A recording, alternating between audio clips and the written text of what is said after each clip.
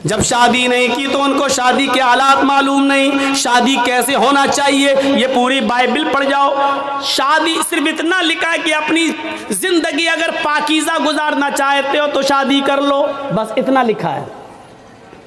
अपनी जिंदगी पाकीज़ा गुजारना चाहते हो तो शादी कर लो, लेकिन शादी कैसे करो, किस उम्र में करो, लड़की बड़ी होनी चाहिए या छोटी होनी चाहिए, फिर शादी के बाद बीवी के साथ किस तरह रहो, मेहर कितना होना चाहिए,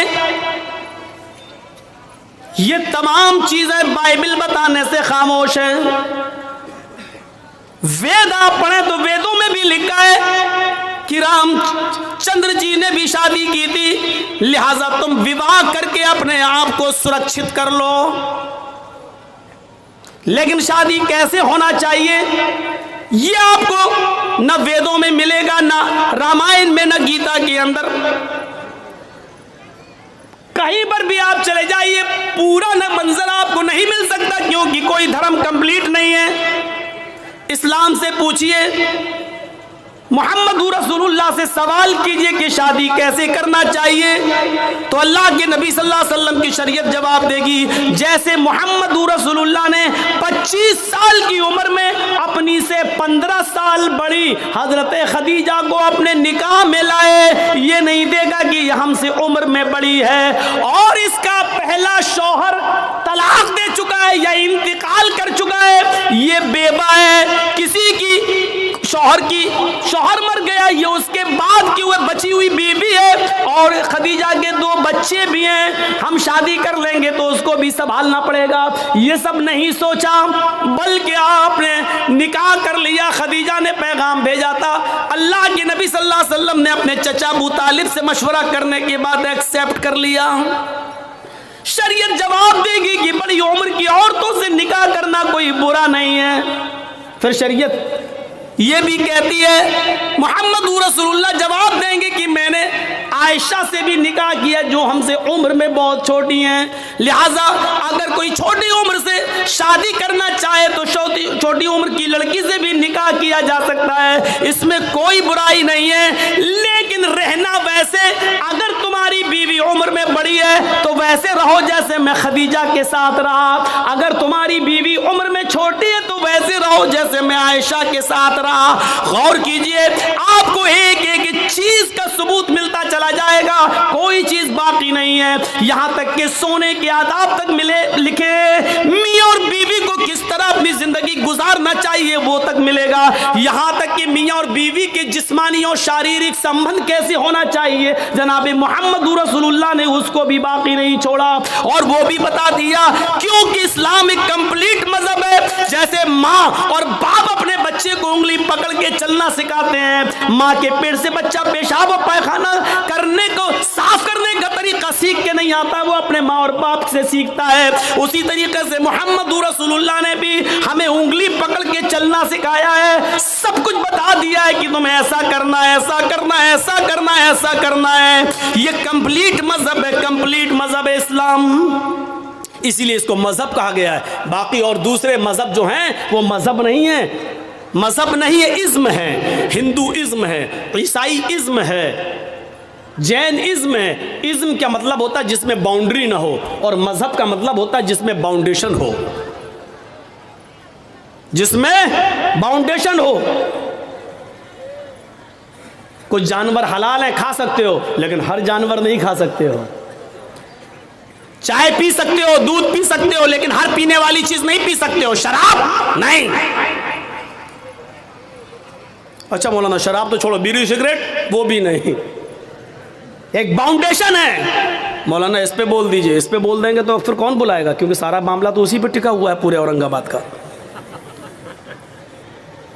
अब टिका है तो कोई क्या करे, लेकिन इसकी वजह से कोई हक बात बोलना छोड़ दे, फिर फर्क क्या रह जाएगा, फिर बात क्या रह जाएगी। मेरे प्यारे साथियों, हक बात अगर आपके और हमारे खिलाफ जाए तो जाना चाहिए।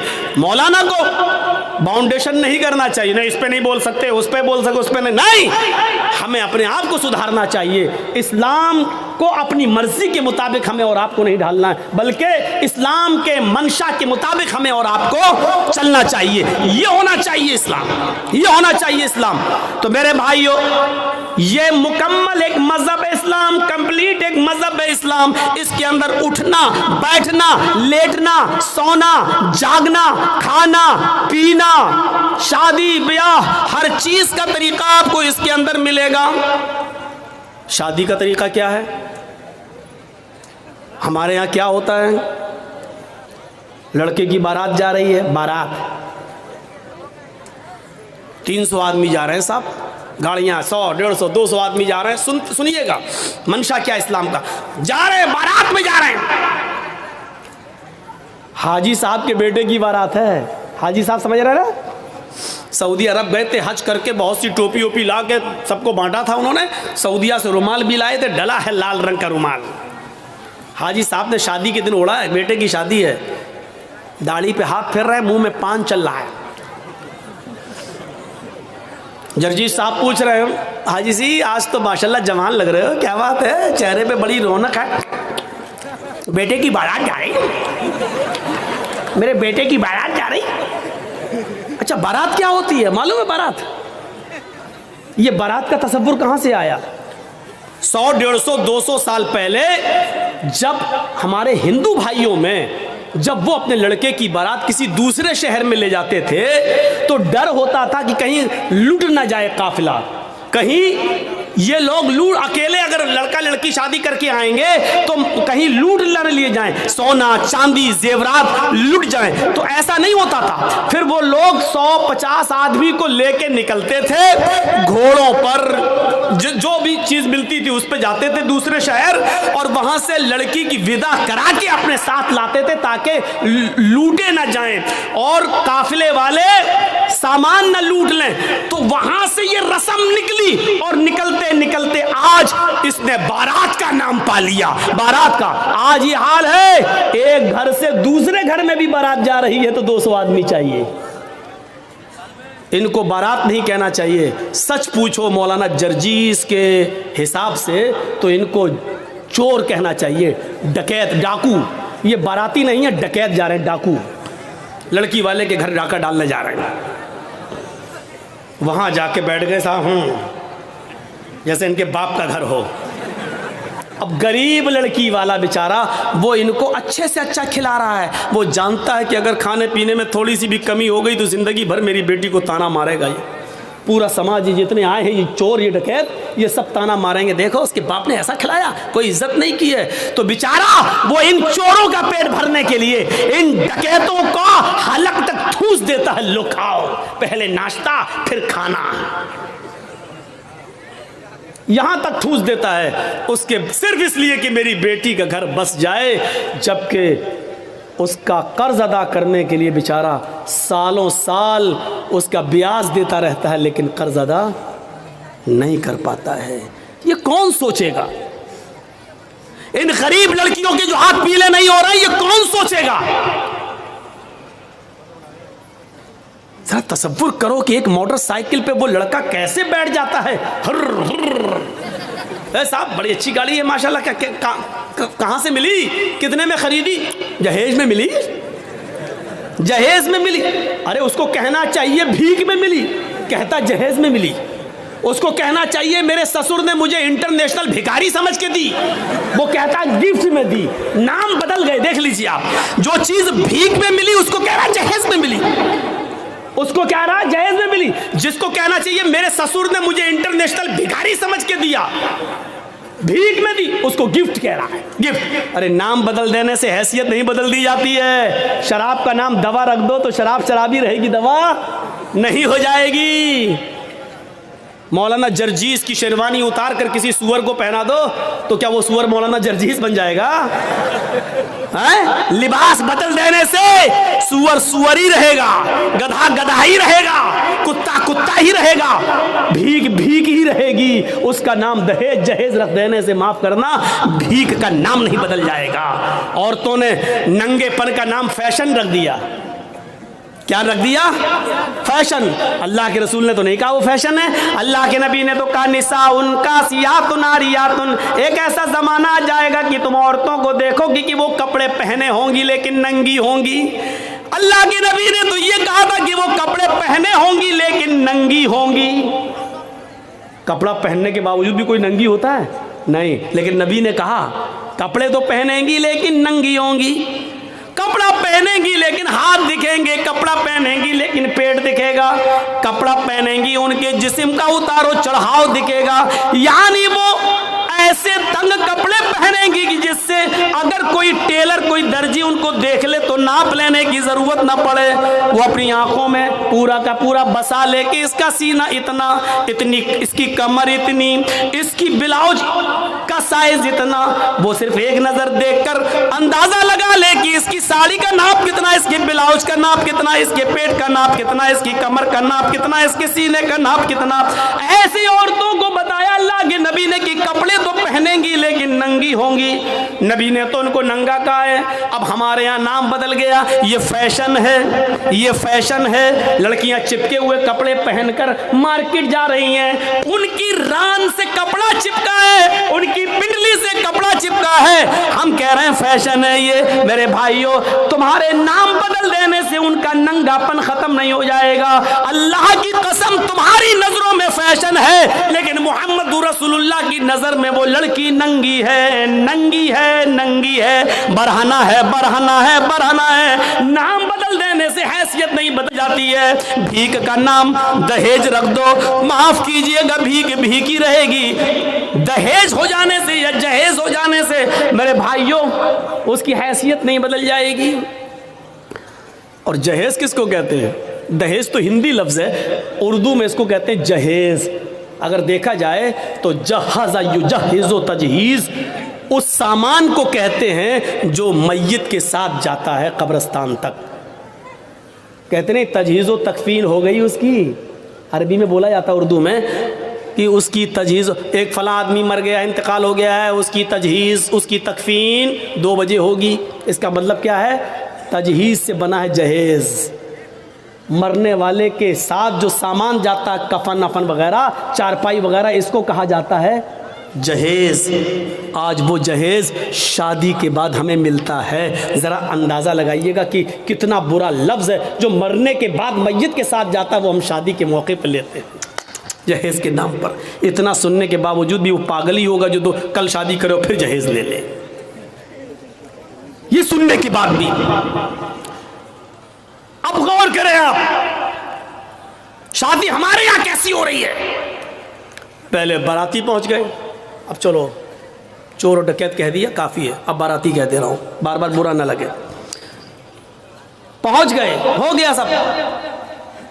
लेकिन अल्लाह के रसूल के ज़माने में शादी कैसी होती थी, वो सारे वाक़यात आपके सामने हैं, सुने होंगे।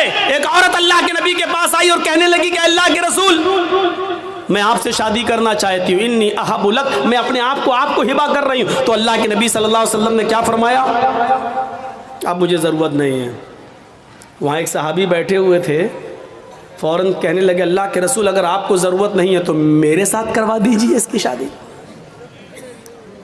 कोई बुरी बात नहीं कही उन्होंने, मेरे साथ करवा दीजिए। अल्लाह के नबी ने कहा तुम करोगे? कहा हाँ, मुझे ज़रूरत है बीवी की। उस औरत से पूछा कि तुम इसके साथ करोगी? उसने कहा आपके लिए आई थी, अगर आप नहीं कर सकते तो इसके साथ कर दीजिए, मुझे तो घर बसाना है। तो अल्लाह के रसूल ने उस आदमी से, उस सहाबी से पूछा क्या दोगे इसको महर में? ये नहीं पूछा लड़की से तेरा बाप है, तेरा भाई है, क्या देगा इस सहाबी को, ये नहीं पूछा, बल्कि क्या पूछा उस सहाबी से, क्या दोगे इसको महर में? कहता महर में क्या दोगे? कुछ नहीं है मेरे पास। बुखारी की हदीस के अल्फाज है मा इंदी शैउन, मेरे पास कुछ नहीं है, कुछ नहीं है और शादी का सपना। आय हाय हाय, इस्लाम देखिए, इस्लाम कुछ नहीं है और शादी का सपना, कुछ नहीं है और शादी करना चाहता है। अल्लाह के नबी ने फरमाया ना ना ना, ऐसा मत कहो, कुछ नहीं है, घर जाओ, शायद कुछ सामान मिल जाए, लेकर आओ, वही इसको मेहर दे देंगे। हाँ हाँ ठीक है, मैं जा रहा हूँ। घर गया, अपनी माँ से, बाप से, भाई से, बहन से, सबसे पूछ डाला कुछ है, पता चला कुछ नहीं है। आया कि अल्लाह के रसूल घर में कोई चीज़ नहीं मिली। आपने कहा देखो तुम शादी करने जा रहे हो, बीवी को कुछ तो मेहर देना पड़ेगा ना। पता चला मेहर नकद होना चाहिए, कुछ तो मिलेगा। कहने लगे कुछ नहीं मिला। अल्लाह के नबी ने कहा दोबारा जाओ। कहा जब कुछ है ही नहीं तो फिर दोबारा जाके क्या 50 बार भी जाऊंगा तो कुछ नहीं मिलेगा। कहा दोबारा जाओ, इल्तमिस खातमम मिनल हदीद, लोहे की अंगूठी मिल जाए तो वही ले आओ, सोने की नहीं, चांदी की नहीं, लोहे की अंगूठी जो आज 5-5, 6-6, 10-10 रुपए में हमें सड़कों पर मिल जाएगी। अगर लोहे की अंगूठी ही मिल जाए तो वही ले आओ, वही दे दो अपनी बीवी को, होने वाली बीवी को। वो कहता लोहे की अंगूठी, चलो जाता हूँ, पूछता हूँ, मामूली चीजें होगी, घर में रखी होगी। वो दोबारा घर गया। वो सहाबी थोड़ी देर के बाद घर से वापस आते और कहते माँ वजद तो खातमम मिनल हदीद, अय अल्लाह के रसूल घर में बहुत कुछ ढूंढा, बहुत तलाश किया, लेकिन मुझे लोहे की अंगूठी भी नहीं मिली। मायूस हो गए। अल्लाह के रसूल भी बैठे कि इसके पास लोहे की अंगूठी भी नहीं है, अब ये कैसे क्या होगा। अब वो जाने लगा। अल्लाह के नबी ने कहा कहाँ जा रहे हो। क्या करूँगा बैठ के, जब निकाह ही नहीं हो सकता है, लोहे की अंगूठी भी नहीं है, कुछ नहीं है घर में, जा रहा हूँ खेती बाड़ी करूँगा, कुछ मेहनत करूँगा, मजदूरी करूँगा, माँ बूढ़ी है उसकी जिम्मेदारी है मेरे ऊपर, बाप बूढ़े हैं उनको खिलाता हूँ पिलाता हूँ, जा रहा हूँ काम धंधा करूँगा कुछ। अल्लाह के नबी ने कहा इधर आओ, बैठाया अपने पास, पूछा तुम्हारे पास कुछ नहीं है। कहा तो दिया नहीं है। लोहे की अंगूठी भी नहीं है। कहा नहीं है। का अच्छा सोचो, एक बार और सोचो, कुछ है, दिमाग ना। कहाँ हाँ है। का क्या है। इंदी इजारुन, एक लुंगी है, तहबंद है, एक तहबंद है, लाओ लाओ लाओ लाओ, इसको दे दो, चलो वही दे दो। क्या कहता है मालूम है, वही दे दो। जब वो दे दूंगा तो मैं क्या पहनूंगा, जब सोता हूं तो वही तो पहनता हूं घर पे, जब इसको दे दूंगा तो मेरे पास क्या रहेगा। तो अल्लाह के नबी ने कहा फिर क्यों कह रहे हो कि कुछ है। कहा आपने पूछा तो मैंने कह दिया वही है, उसको मैं पहन के सोता हूं, तो फिर उसको वो भी नहीं दे सकते हो। तो उसने कहा पूरा नहीं दे सकता हूं, 2 टुकड़े कर देता हूं, आधा दे दूंगा इसको। अब अल्लाह के रसूल की मुस्कुराहट निकल गई, हंसी आ गई। आधा दोगे बेचारी, आधा का क्या करेगी वो, आधा किस काम का। और जब फाड़ दोगे तो आधा तुम क्या करोगे, तुम्हारे किस काम का। किसी काम का हो या ना हो, कम से कम खेत में बिछा तो लेंगे, बैठ तो जाएंगे।